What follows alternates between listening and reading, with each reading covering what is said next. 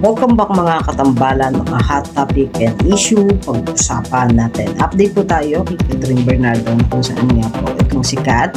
Matapos nga po ang PGT, ayan, naging sunod naman po ang mga endorsement itong sikat. At nito nga lang po ay naglabas muli itong sikat ng kanyang bagong commercial para naman po sa Great Taste White. Makikita naman po na talagang napakaganda nitong si Catherine Bernardo sa kanyang bagong video para naman po doon sa kanyang ini-endorso na Great Taste White at ang cream syrup na kung saan nga po makikita rin itong si Catherine na talaga namang napakaganda nga po at lutang-lutang ang kagandahan ng isang Catherine Bernardo. Matapos nga po i-anunsyo din itong sikat nung dumalaw nga po siya sa Abby noon na magkakaroon nga po itong sikat ng shorts vacation kung saan nga po ay mahinga muna itong si Catherine. Ngunit sinusunod nga ang mga naging endorsement dito bago pa man ang ginawang pag-anunsyo itong sikat. At ito nga lang din, naglabas din itong sikat